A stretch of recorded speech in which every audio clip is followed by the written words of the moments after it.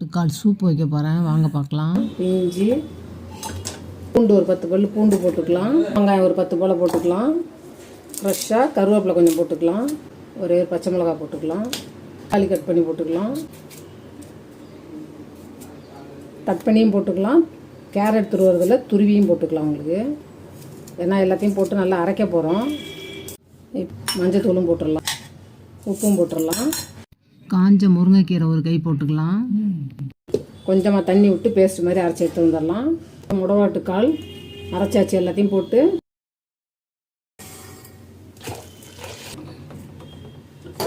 நல்லா கொதிக்கட்டும். அதுக்கப்புறம் எடுத்துகிட்டு ஃபில்ட்ரு பண்ணிக்கலாம். இப்போ சூப்பராக ரெடி ஆயிடுச்சு. மிளகுத்தூள் போட்டுக்கலாம், சீரகத்தூள் போட்டுக்கலாம். சூப்பராக முடவாட்டுக்கால் சூப்பு ரெடி ஆயிடுச்சு பாருங்கள்.